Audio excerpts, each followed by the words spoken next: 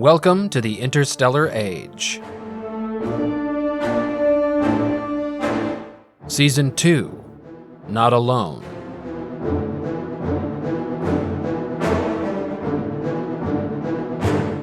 Episode 8, The Frontier Wars, Part 1, 2270 to 2271.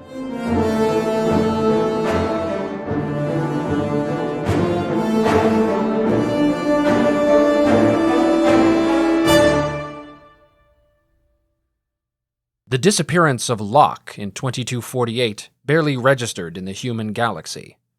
Even the most successful of the wildcat colonies, Freedom in the Frontier System and Horizon in the Dawn System, were untroubled by the colony's loss, despite having occurred just 23 light-years from Dawn and 30 from Frontier.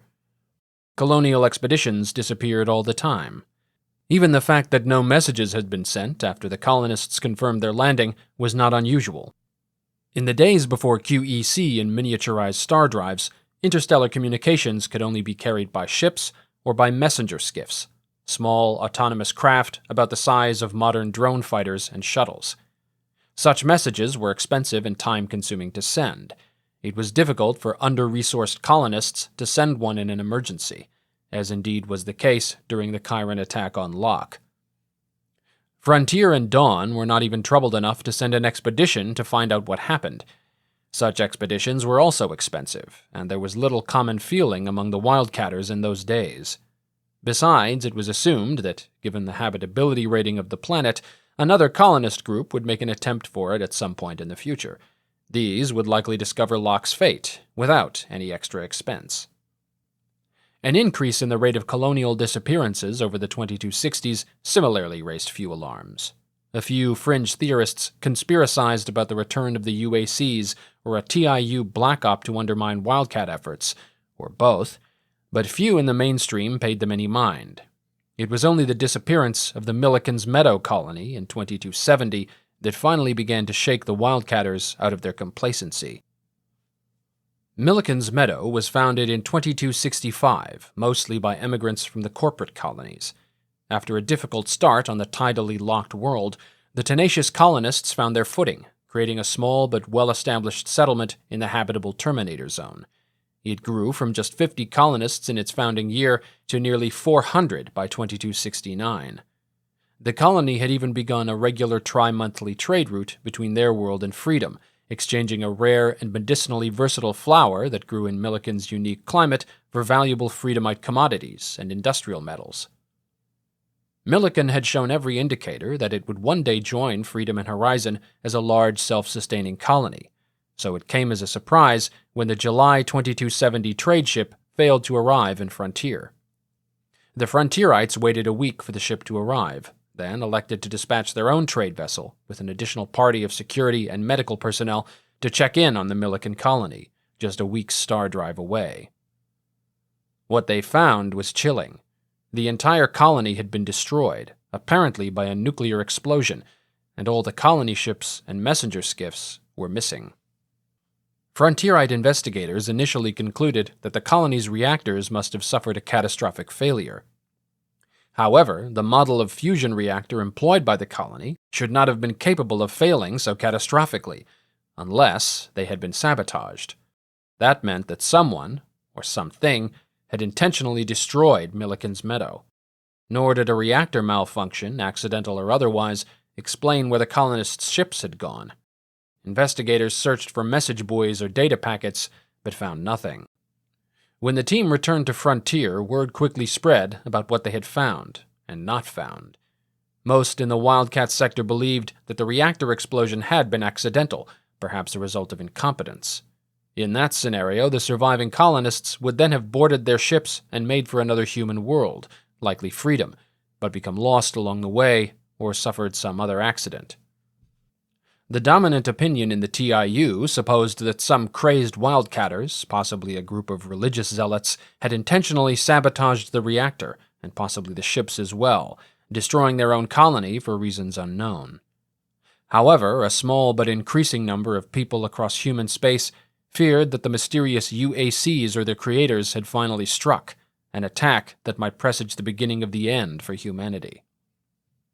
The Republic of Frontier called an emergency summit for September 2270, asking all other wildcat colonies to send a delegation, if they were able, to discuss the situation and decide upon a joint course of action. An invitation was also extended to the Terran Interstellar Union, which politely declined. Frontier was the oldest and best established of the wildcat colonies, celebrating its 45th birthday in 2270.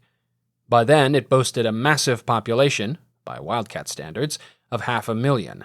It was the most significant hub for trade and commerce in the region. Despite its small size relative to the largest Terran and corporate colonies, Frontier saw as much traffic as systems like Hyperion and Venture, thanks to the large number of settlements within 50 light-years. Yet not even Frontier had a navy as such, just a smattering of second-hand warships and armed merchantmen, generously referred to as frigates. These were capable of little more than tangling with pirates and smugglers. Rather than a marine corps or an army, a volunteer militia, augmented by large numbers of autonomous weapons, kept the peace. In those days, the TIU was the only real military power in human space. But while its navy traced its lineage back 2 centuries to the Allied sea and space forces of the Third World War, its considerable strength had never been tested in battle, and the TIU was not interested in chasing down a few missing wildcatters whose legitimacy they did not even recognize. The independent colonies were on their own. The Frontier Summit was a predictably chaotic affair. The wildcat colonies had never cooperated with one another on much of anything, save a general agreement on freedom of trade and the establishment of an ad hoc communications relay system called the Pegasus Express. After a day or so of unproductive haggling, the Frontierite delegation managed to gain control of the proceedings, leveraging their position as hosts and as the largest and most potentially powerful of the colonies. Though the Republic's delegation was nominally headed by its foreign minister, one of the assistant delegates quickly drew most of the attention. He spoke little but deliberately, and his words carried a weight out of proportion to their volume. This man was Rance Wolf, founder and CEO of the system's largest trading consortium, Starboard Interstellar. His mother and father, William and Alina Wolf, had moved from Earth to Terranus in 2219, seeking opportunities they could not find on a crowded homeworld. The Wolfs took possession of a plot of land on the outskirts of the colony, where they would farm grain and mine copper with the help of a small fleet of drones. They had 3 children, Sarah, born in 2221, Lyman in 2225, and Rance in 2228. Rance looked to the stars from a young age. His parents' agricultural concern took off shortly after his birth, and they regularly transported their produce up to Taranis' orbitals for shipping to the outer system asteroid mines. Rance would often sit in on these flights, and spent much of his childhood shuttling back and forth between space and the surface. He was fascinated by history, in particular military history, and pursued the subject in school as far as he could, and in his spare time thenceforth. With his parents' support, Rance learned a trade as an engineer, and secured a berth on an intrasystem cargo ship at age 17. He rose rapidly through the ranks thanks to his diligence and near-obsessive commitment to work, as well as his genius with the ship's systems. In his spare hours, he designed in-depth virtual reality simulations of naval battles, allowing command of individual ships, squadrons, or entire fleets. These ranged from hyper-accurate reenactments of historical engagements like the battles of Jutland, Midway, the East China Sea, and Shionomisaki, to theoretical engagements between space fleets using present-day technology. Some entertained his crewmates, while others were far too detailed for anyone but Wolf to enjoy. By age 21, he had command of his own cargo ship, the pinnacle of many a spacer's career. Within a couple of years, Rance was already looking for new challenges. His father encouraged him to join the Navy. Despite his issues with the government on Earth, William remained a Terran patriot, and with Rance's experience and talent, he could easily have risen to command his own warship before the age of 30. But surprisingly, this prospect held little interest for Rance. At the time, he gave no explanation for his disinterest in a naval career, but later on he would say, "I studied history. The Terran Navy lived in it." At the age of 23, Rance sold his ship and used the money to buy passage to the young colony of Freedom. For while Taranis was not Earth, it was still the TIU, and the kind of opportunities that excited Rance's imagination could not be had there. Though his mother understood and supported his decision, the move created a rift between him and his father that would not be healed for many years. Arriving on Freedom, he quickly made a name for himself. The harder-edged wildcat spacers soon discovered that his meteoric rise through the Helvetios merchant marine had not been down to Terran softness. Wolf worked even harder on the trade line between Freedom and Horizon than he had back home. By age 27, he had his own ship once again, a mixed cargo passenger liner he renamed the Golden Hind, which he operated independently. Taking on increasingly longer and riskier runs, he soon became a wealthy man, reinvesting nearly everything into his business. By age 32, he had a small fleet of cargo and passenger ships, operating under the corporate banner Starbird Interstellar. 10 years later, Starbird had a stable of more than 25 large vessels and a number of smaller skiffs, the largest single-operator fleet in the wildcat colonies, and one of the largest in all of human space. Several of these were heavily armed merchantmen, which he used to protect his own ships and occasionally contracted out to the Republic to aid in anti-piracy operations. The business also made Wolf one of the wealthiest men in the colonies, though most would not have known it to look at him. Nearly all of his wealth was invested in Starbird and some subsidiary ventures. Wolf himself lived simply, and largely in space, either on his ships or on Starbird Station, an orbital transport hub he purchased from the government in 2265 and refitted at his own expense. This lifetime of experience and success in space, and the wealth it had brought him, made him a natural choice for the Republic's delegation at the Frontier Summit. It was also the reason that the few words he spoke carried such weight. From the start of the summit, Wolf was unequivocal about the severity of the situation. In his mind, a hostile force had clearly been responsible for the disappearances. If not the UACs, then someone or something else. As such, he argued, an aggressive response was the only logical course of action. Wolf theorized that the hostiles might have the colonies they had raided under observation. He proposed sending a large armed force to several of them, starting with Locke, whose 2248 disappearance he now believed was the first of the attacks. These squadrons could determine what happened to the lost colonies and potentially deter future attacks by a show of force. Others favored restraint. The representatives of the smaller colonies feared that such a show of force might escalate a conflict rather than prevent one. Commodore Rodrigo Dahl, commanding officer of the Republic Navy, such as it was, proposed that the attack on Millikan might have been an isolated incident, the other disappearances unrelated accidents. He suggested sending a single ship to each of the lost colonies to investigate more surreptitiously.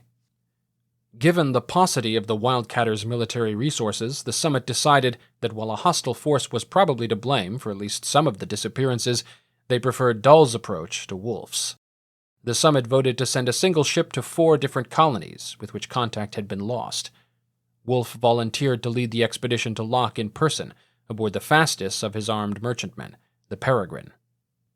The expeditions were set to launch later that year. In the meantime, Starbird Interstellar accelerated the process of arming its larger ships. Wolf secured additional investments and personal financing for one of his subsidiary ventures, a weapons development corporation called Armada, including funds for several secret weapons projects. The results of the exploratory expeditions were mixed.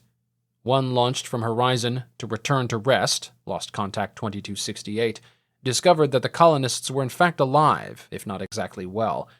A reactor containment failure on their colony ship several months after arrival destroyed the ship and all its skiffs, stranding the colonists, who had, fortunately, managed to establish an agricultural base before the accident. Another colony, Hope and Faith, Lost Contact 2263, had simply vanished without a trace. No ship, no buildings, no bodies.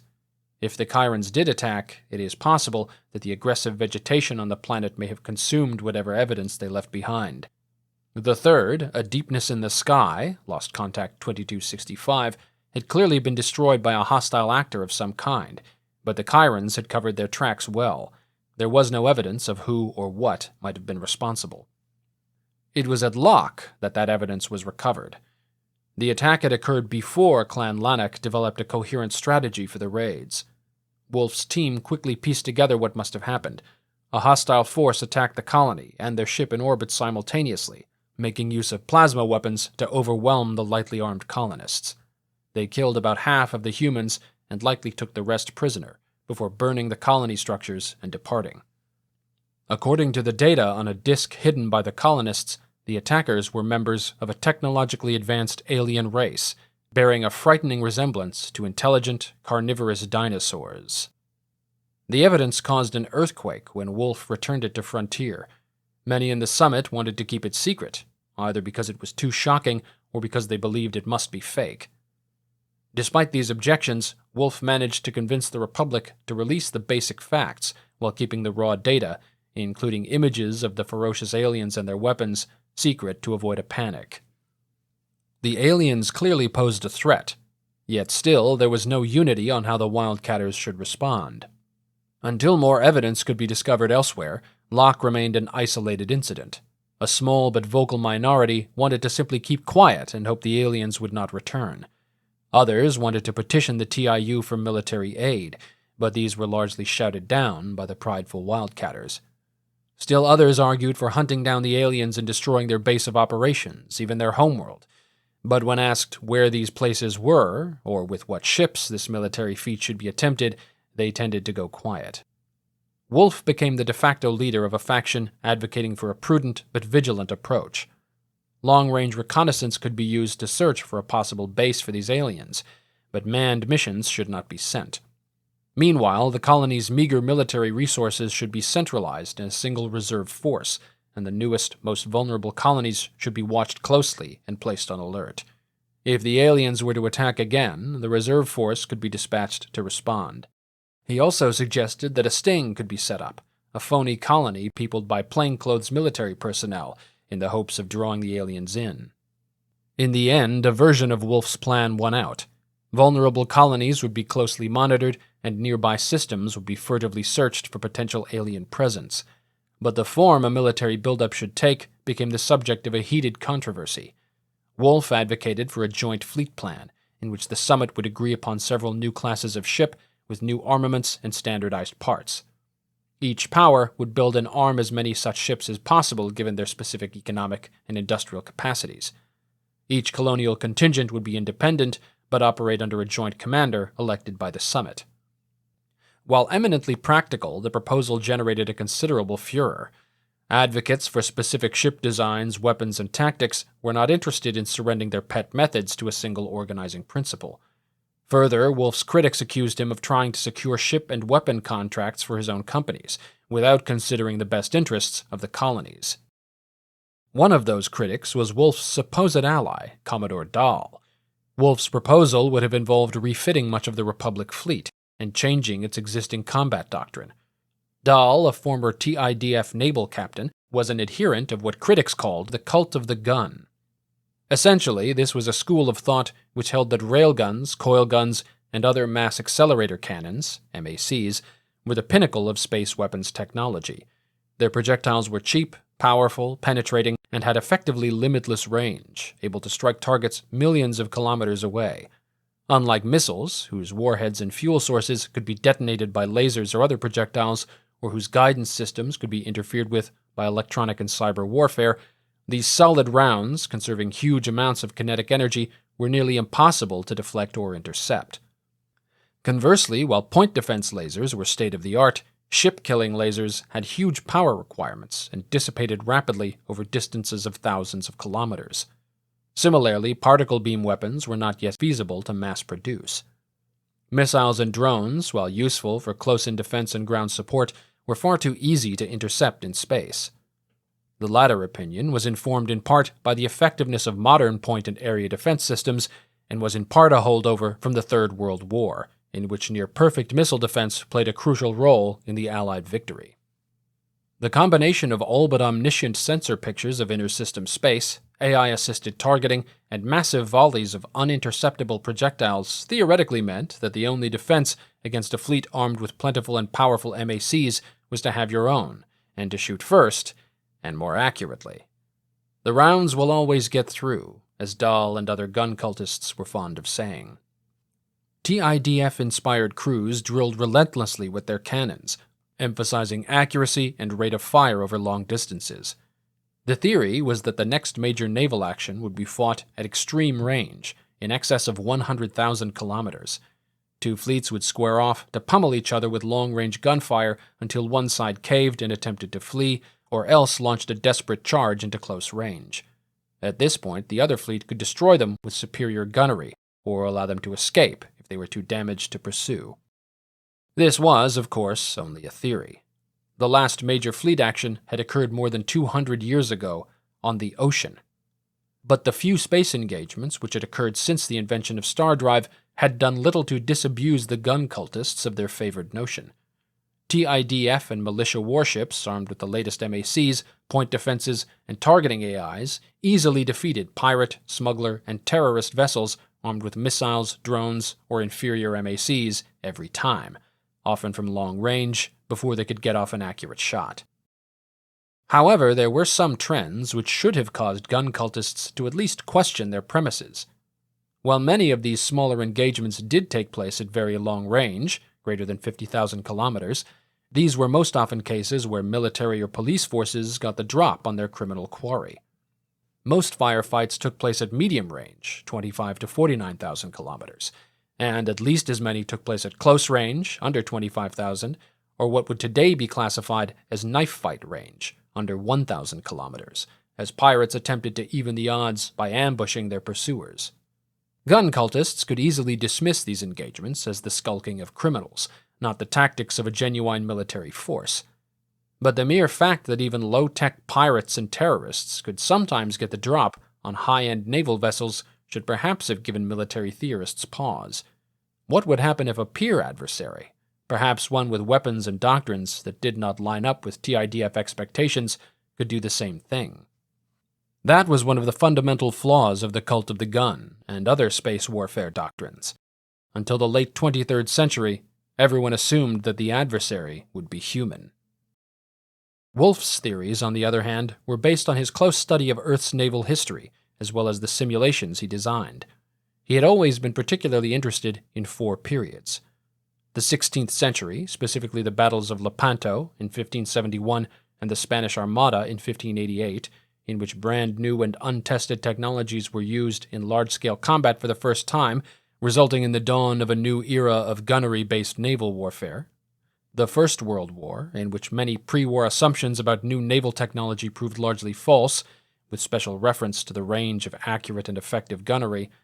The Second World War, in which pre-war assumptions again proved false, this time the primacy of big-gun battleships over aircraft carriers and submarines, and the Sino-American War of 2029, which was the first large-scale naval conflict after nearly a century of relative peace on the world's oceans, and in which the seemingly dominant but hidebound United States Navy suffered a series of humiliating defeats.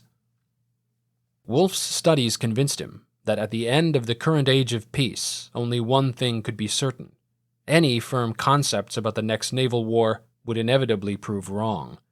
That held doubly true if it was to be fought against an alien opponent. Maximum tactical flexibility and adaptability would be key to survival. Marrying a fleet exclusively to any doctrine or weapon system would be suicide. Another obsession of Wolfe's had long been the weapons satellites of Project Nova's Shield, the nuclear bomb-pumped lasers that had defended Earth in the late 21st century. These satellites had also never been tested in battle, and most military observers had long believed that they were a technological dead end. Even so, the satellites were still orbiting Earth, and many colonies employed them, or versions of them, for last-ditch defense in the late 23rd century, almost as a genuflection, since few thought they would be effective. But after the First Contact crisis, in a little publicized exchange, the Virginid ambassadors had said that had they actually come into range, and had General Langworth managed to fire the satellites as planned, they most likely would have destroyed or disabled the Peacemaker. Wolfe and a few like-minded military theorists looked at this and several tests of the weapons and concluded that they could be highly effective if the issues of range and targeting could be solved for. Wolfe's solution was deceptively simple: put the lasers on a missile. This required a redesign of the warhead, using a more powerful and efficient fusion bomb, a more efficient lasing medium, better collimating rods, and so on. Marrying that warhead to next-generation stealth and evasion technology would make it much harder to intercept, particularly as it would detonate thousands of kilometers from the target, well outside the range of most laser and kinetic point defense systems. Wolf believed that if this design could be perfected, Avengers would bridge the gap between guns and missiles, overcome the range limitations of existing laser technology, and strike targets at long and medium range just as quickly as a kinetic impactor, but with greater accuracy. Of course, that did not mean that this new weapon, which Wolf dubbed the Avenger, should be a fleet's only armament. In his plan, ships should also be outfitted with guns, drones, and conventional missiles in varying combinations depending on class. But Dahl and the other gun cultists were unconvinced. They chose to continue relying upon their established doctrine and experience, however minimal. And given their long military service, most Summit members and the public were more inclined to listen to them than some upstart merchant spacer, however well respected in his own field. And so, even as Wolf's Armada Defensive Industries began putting Avengers into production, the Republic chose Dahl's plan, and the other Wildcatter fleets, such as they were, followed their lead. Dahl's initial strategy was to identify the most at-risk colonies, then position a small force of gunships at each of them under stealth, hiding behind a moon if available, or at Lagrange points under minimal power if not. These defensive teams would be swapped out at regular intervals, and each one would be composed of ships from a single colony to allow them to operate as they were most comfortable. Months passed without incident. Then, in December 2270, a two-ship raiding force from Clan Lanark jumped into orbit of the planet Safe Harbor, founded 2261, a moderate colony of around 5,000 people at the outer edge of explored space. The Chiron ships, well practiced, dove in to attack the colony and the colonists' ship simultaneously. Only this time, the colonists weren't alone. A squadron of one cruiser and 3 gunned-up merchant ships from Beacon were laying in ambush behind one of Safe Harbor's moons. On receiving the warning signal from their surveillance buoys, the ships darted out on an intercept course. They opened fire almost immediately and kept shooting as they came on. The Chirons were taken completely by surprise.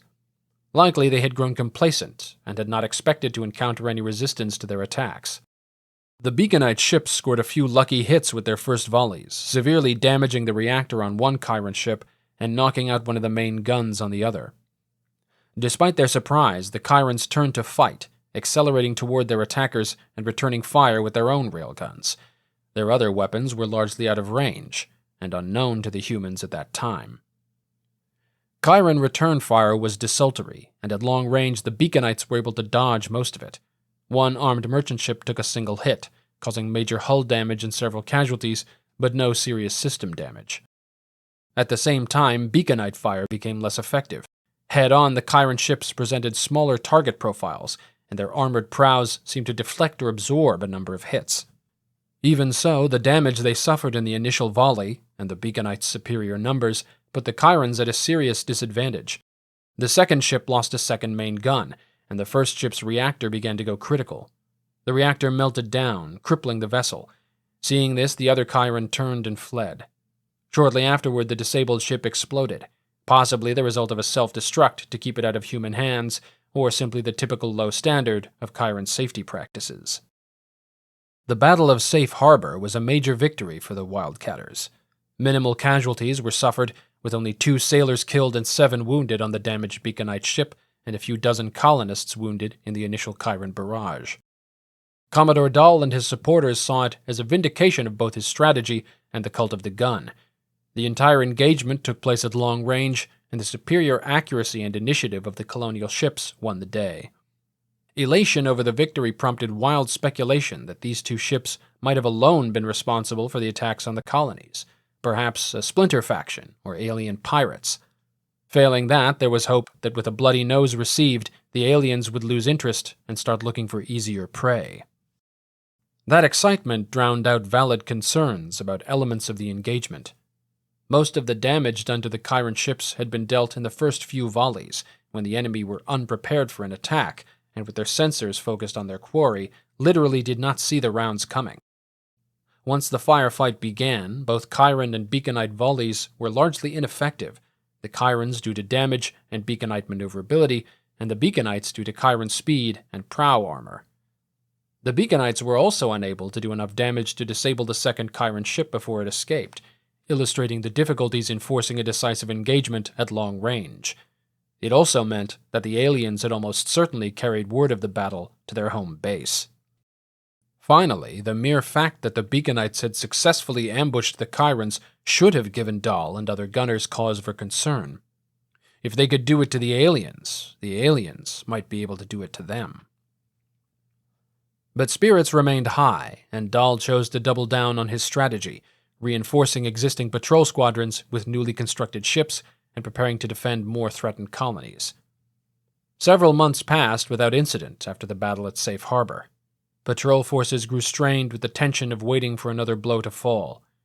Then, in July 2271, another Chiron raid hit New Columbia, founded in 2256, a large, successful trading colony of some 25,000 inhabitants. Once again, 2 Chiron ships appeared and launched an attack. The patrol squadron on station was from Horizon, one of the better-equipped units, with 3 purpose-built warships and 3 well-armed merchant vessels. As at Safe Harbor, the squadron leapt from their stealth positions to attack the alien ships, landing a number of damaging hits in their first volley. It seemed at first that the Colonials were on track for another easy victory. Then everything fell apart. A second squadron of 6 Chiron warships decelerated from Star Drive less than 20,000 kilometers from the Horizonites and charged in at full speed, firing as they came. The Horizonites took several MAC hits before they could reorient to face the new threat. By then, the Chirans had closed the range and launched a swarm of manned and unmanned fighter craft on intercept vectors. The Horizonites' point defenses were quickly overwhelmed by the unexpectedly ferocious and sophisticated assault. Chiron fighters firing plasma bursts inflicted fatal damage on several of the wildcat ships within minutes. Horizon's vessels fought bravely, crippling one of the Chiron attackers by concentrating their gunfire, but by then the battle was effectively over.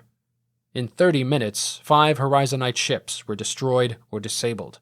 The 6th attempted to run, but Chiron fighters knocked out its engines before it could activate Star Drive. It barely managed to launch a messenger skiff before it was boarded and captured. The Battle of New Columbia was a slaughter. The optimism of the last few months was erased in an afternoon. Voices in the Wildcat Summit clamored for a retreat, but Dahl was undeterred, seeing an opportunity in the disaster. He quickly rallied the frightened delegates around his new plan. For this time, the alien raiders had not fled. Instead, they remained in orbit, bringing in more ships, landing ground forces. Clearly, they were intending not to raid New Columbia, but to conquer it. This marked a new and terrifying phase in the budding war between the Chirans and humanity, one in which the aliens might be taking and seizing worlds and their populations permanently. Rodrigo Dahl had no intention of allowing this to go unchallenged. The Commodore intended to muster the main battle force of the Summit powers, lead it to New Columbia, and throw the aliens out. But there was another possibility, one too frightening for most of the Wildcatters to countenance. Only Rance Wolf asked the question during the last session before Dahl launched his attack. What if they were flying into a trap?